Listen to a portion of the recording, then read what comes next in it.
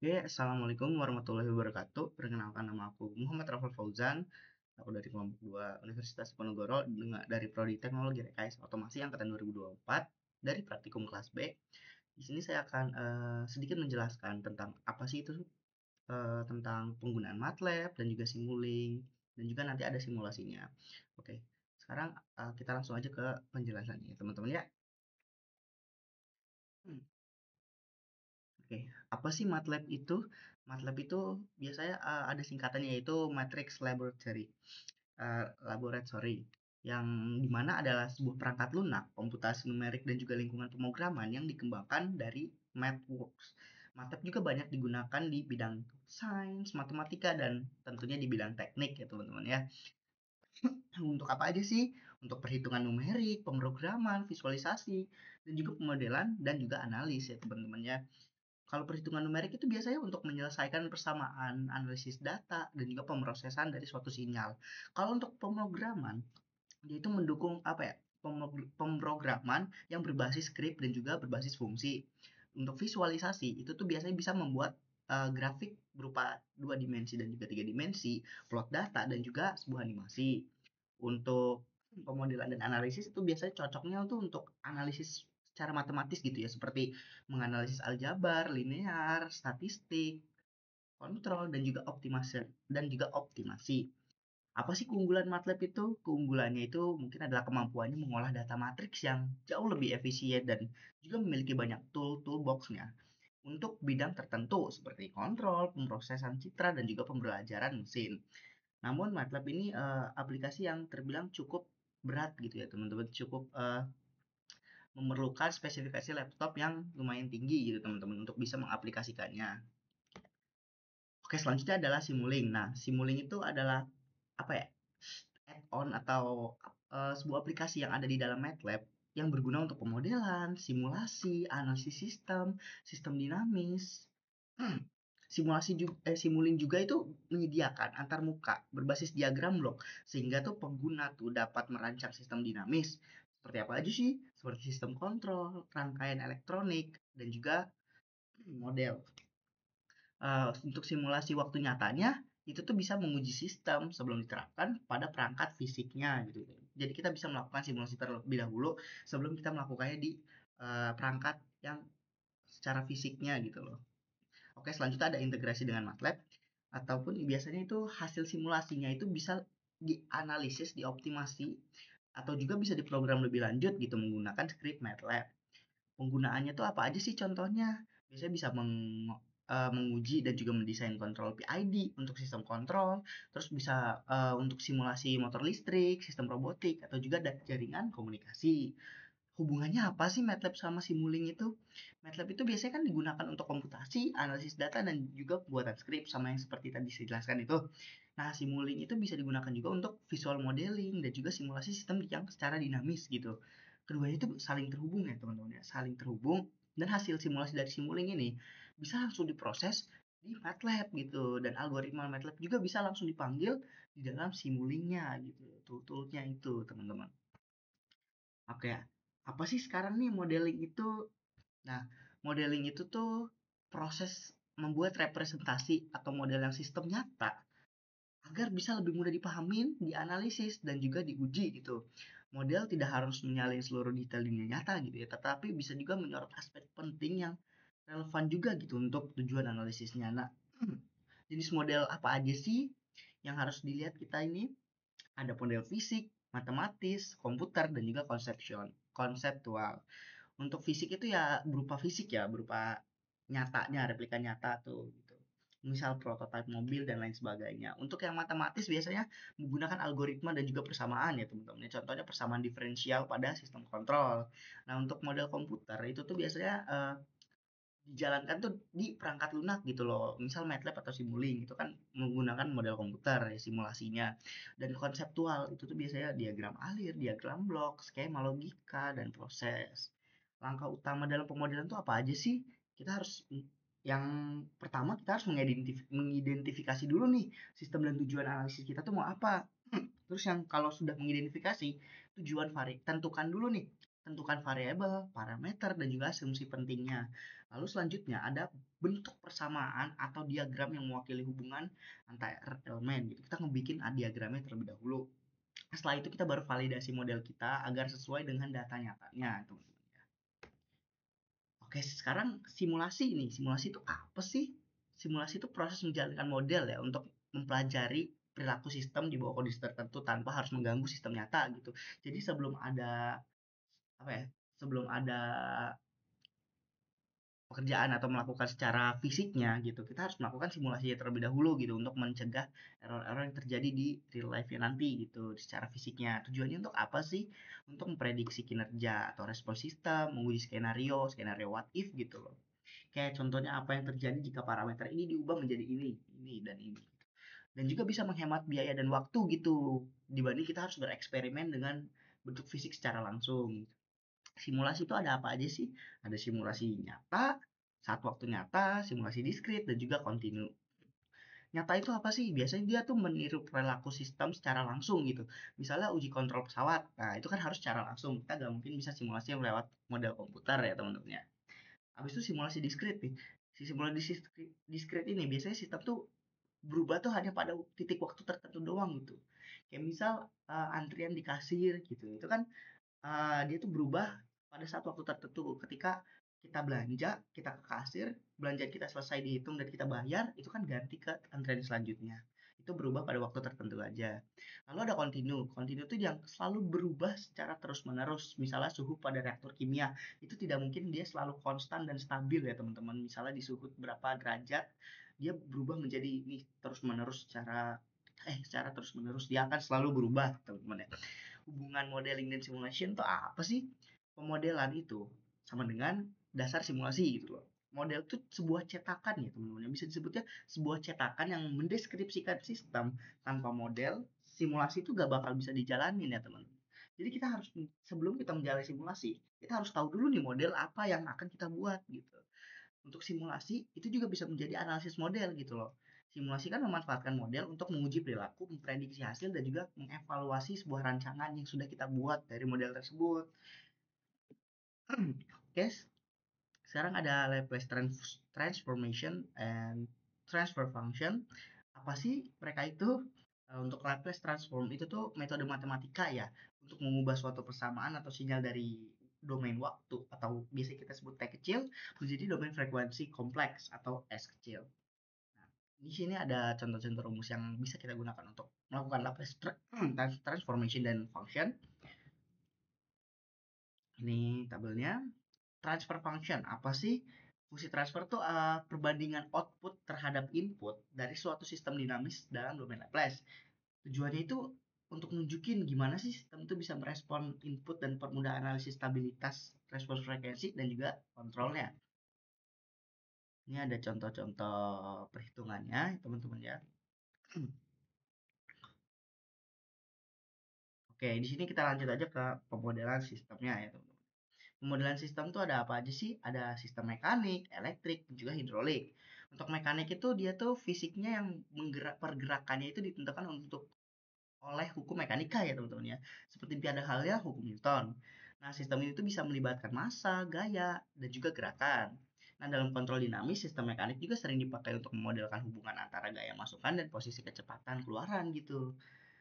Itu untuk sistem mekaniknya. Jadi selebihnya itu menggunakan hukum mekanikanya gitu, seperti hukum Newton. Gitu. Untuk selanjutnya ada sistem elektrik. Nah, untuk elektrik ini dia tuh dasarnya melibatkan analisis dan representasi matematis dan juga dari sistem elektrik gitu untuk memahami perilaku dinamisnya.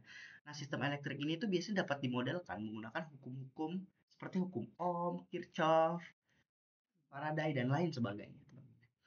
Yang terakhir ada sistem hidrolik. Ini tuh sistem yang menggunakan fluida ya teman-teman. Kalau tadi yang mekanik dia menggunakan hukum mekanik, kalau yang sekarang kita menggunakan yang fluidanya ya teman-teman. Itu tuh untuk menghasilkan apa sih? Dia tuh bisa untuk menghasilkan ataupun mengontrol dan juga mentransmisikan juga dari sebuah tenaga gitu. Fluida tuh yang biasanya tuh berupa oli hidrolik. Ini tuh dipompa melalui serangkaian komponen termasuk pompa, katup, silinder, dan juga motor hidrolik gitu untuk apa ya melakukan pekerjaan-pekerjaan yang melibatkan mekanis teman-teman. Nah, ini untuk pemodelan sistem mekaniknya, konsep dasarnya kan dia dianalisis menggunakan Newton, hubungan antara gaya ataupun input dengan perpindahan, kecepatan atau percepatan, atau digambarkan sebagai output itu digambarkan menggunakan persamaan diferensial. Untuk pemodelannya seperti ini ya teman-teman ya. Oh, identifikasi massa, pegas, peredam, variabel, terus terapkan hukum Newton, sigma F sama dengan F kali T. Ini ada konversi ke fungsi alih gitu teman-teman. Untuk contoh penerapannya itu ada di pada sistem suspensi mobil ya teman-teman ya. Inputnya itu kan guncangan jalan gitu ya, atau gayanya gitu. Untuk outputnya itu ada pergerakan bodi mobilnya. Tujuannya itu untuk meredam getaran agar penumpang nyaman gitu suspensinya. Kalau misalnya ada jegdugan gitu, ada polisi tidur teman-teman. Kalau misalnya nggak ada suspensi itu pasti bakal nggak nyaman penumpangnya. Nah, untuk elemennya tadi masanya ada bobot bodi, gasnya itu suspensinya, dan B-nya itu atau dampernya itu shocknya. Oke, di sini lanjut ke pemodelan sistem hidrolik. Komponen utamanya apa sih? Di sini, oh sebenarnya di sini ada fotonya ya teman-teman ya. Mungkin kita agak nge-lag ya teman-teman ya. Di sini sebenarnya ada fotonya ya teman-teman di sini. Cuma nggak tahu kenapa ini tidak muncul, tidak apa-apa. Oke, pemodelan sistem hidrolik itu komponen utamanya itu kayak pompa, katup, silinder, dan juga beban. Kalau pompa itu tuh dia yang menghasilkan aliran fluida. Kalau katup dia mengatur aliran sesuai sinyal kontrol. Kalau silinder itu dia mengubah tekanan menjadi gaya. Beban itu digerakkan oleh gaya piston. Persamaan dasarnya itu kayak ada mekanik, fluida, dan juga katup. Menggunakan Newton, kontinuitas, dan juga linear. Contoh aplikasi di industrinya apa aja sih? Ada seperti ekskavator, yaitu gerak tangan dan juga bucket. Ada press hydraulic, tahu kan yang untuk penekukan logam. Sebenarnya di gambar ini tuh ini ada gambar press hydraulic ya teman-teman, sama ada alur-alurnya. Cuma tidak apa-apa. Lanjutnya ada mesin injeksi plastik atau untuk kontrol tekanan cetakan. Ada lift hydraulic. Lift hydraulic itu untuk mengangkat beban berat gitu ya teman-teman ya. Nah, sekarang kita masuk ke sistem elektrik gitu ya teman-teman ya. Biasanya untuk sistem elektrik ini contoh aplikasinya aja ya teman-teman ya. Tadi kan kita udah menjelaskan secara singkatnya itu, secara rincinya juga untuk pemodelan sistem elektrik.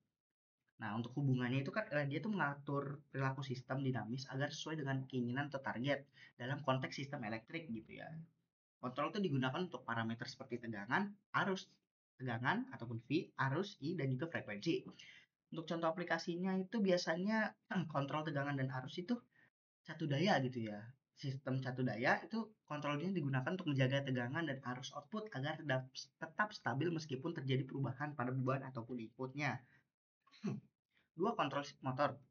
Nah, sistem kontrol itu tuh digunakan untuk mengatur kecepatan dan posisi motor listrik untuk memastikan kinerja yang presisi dan juga efisien.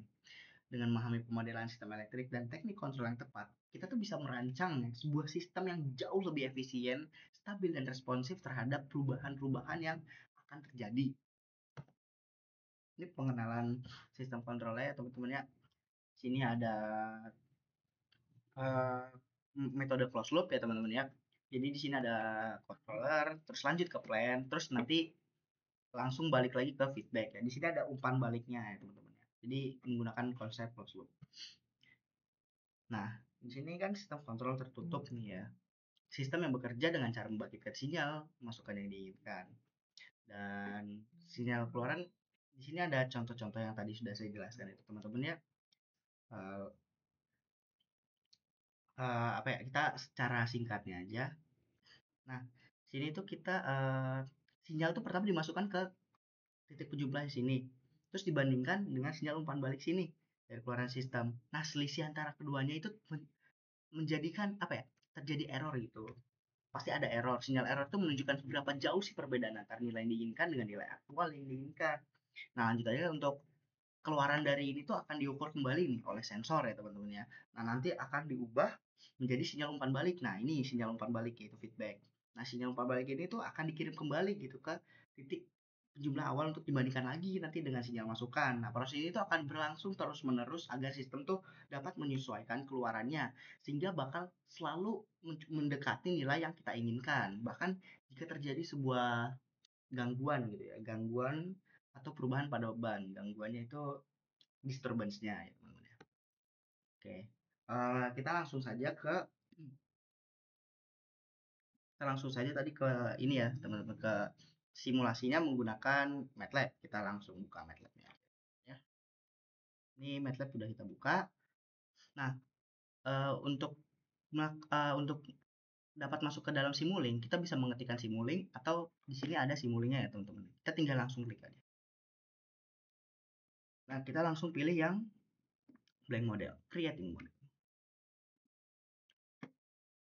Nah, untuk bisa melihat komponen-komponennya, kita di sini ada library browser ya teman-teman ya. Nah, kita pilih yang Simulink. Di sini ada banyak ya teman-teman. Cuma yang pertama akan kita buat adalah kita pilih sine wave dulu. Kita di sini akan membuat apa ya? Keluaran sinyal outputnya setelah menggunakan penguat dan juga sebelum pakai penguat. Sini jangan lupa kita pakai scope-nya dulu. Soalnya dari ini untuk mengetesnya aja sih teman-teman. Seperti ini kita coba apakah berjalan teman-teman ya. Oh, sudah berjalan teman-teman ya. Ya, kalau sudah kita langsung saja kita buat ininya. Oke. Kita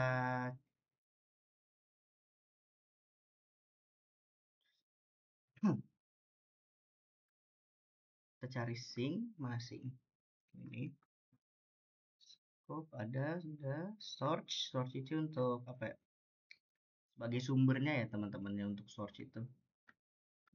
Ada banyak di sini untuk uh, untuk tool-toolnya yang bisa kita gunakan dan juga untuk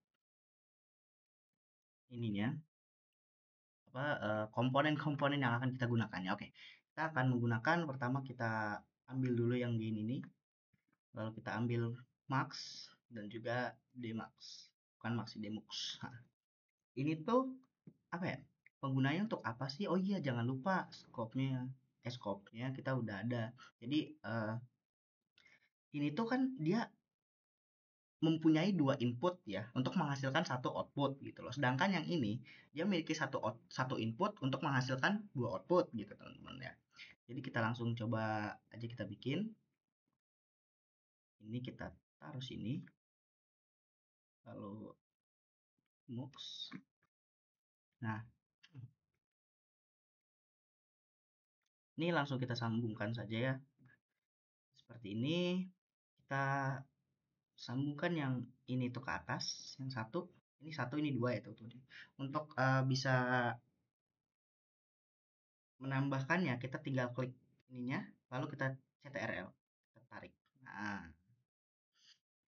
oke, kalau udah seperti ini outputnya nih, kita masukkan ke sini. Oke, lalu kita run. Kita lihat simulasinya. Oh iya, gainnya teman-teman, jangan lupa sebelum itu gainnya kita ubah dulu menjadi 2. Baru run. Nah, di sini sudah terlihat ya untuk outputnya dari scope-nya ini. Ini yang kuning itu adalah sinyal yang sudah diperkuat, sedangkan yang biru ini adalah sinyal yang belum diperkuat, teman-teman ya. Kita di sini menggunakan gain untuk memperkuatnya, teman-teman. Jadi di sini sudah terlihatkan perbedaannya. Jika kita menggunakan ini, kita perlu menambahkan scope-nya. Nah, sini kita bisa CTRL ke sini untuk scope 2 dan juga scope 1. Soalnya di sini ada beberapa kendala juga untuk bisa menghasilkan oh gitu. Nah, untuk bisa menghasilkan yang benar dah. Ini contoh satu keluaran outputnya yang diperkuat ya teman-teman. Jadi untuk fungsi demux ini dia tuh bisa menghasilkan dua output dalam satu input. Sedangkan untuk yang mux itu dia bisa menghasilkan dua output. Dia bisa menghasilkan dua output dalam satu input, itu yang demux. Kebalik teman-teman, maaf, untuk yang mux dia itu bisa menghasilkan satu output dalam dua input gitu. Jadi itu untuk perbedaannya. Nah, ini untuk contoh rangkaiannya, dan selanjutnya kita coba satu yang ini. Kita coba yang math operation. Kita geser dulu, lalu kita pilih yang add ya teman-teman ya. Sini kita zoom terlebih dahulu. Kalau sudah, kita cari yang di sing ya teman-teman ya.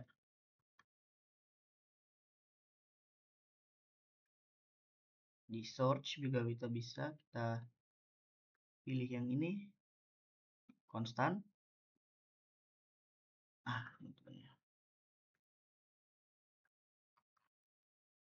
Lalu untuk ini kita pakai display ini. Kita sambungkan dulu. Ini tuh sistem operasi bilangan sih teman-teman ya. Ini di jumlah ini gitu. Kita contohin ya. Ini kan 1 tambah 1 pasti 2 nih hasil di displaynya nih. Nah, jadi 2 nih teman-teman. Coba kita ubah sekarang. Kita ubah menjadi 4. Sedangkan yang bawah kita ubah jadi 9 misalnya teman-teman ya. Jadi hasilnya 13 gitu. Seperti contoh 4 tambah 3, 9 tambah 4. Itu kan hasilnya 13. Ini seperti contohnya adalah operasi bilangan yang dilakukan menggunakan Simulink ya teman-teman ya. Mungkin sekian aja sih penjelasan menggunakan Simulink dan juga MATLAB dari aku. Kurang lebihnya mohon maaf jika ada kesalahan dalam menjelaskan, karena saya juga masih proses dalam mengikuti pembelajaran yang belum terlalu memahami secara dalam, tapi saya selalu ingin belajar dan selalu ingin berusaha untuk bisa memahaminya. Terima kasih. Assalamualaikum warahmatullahi wabarakatuh.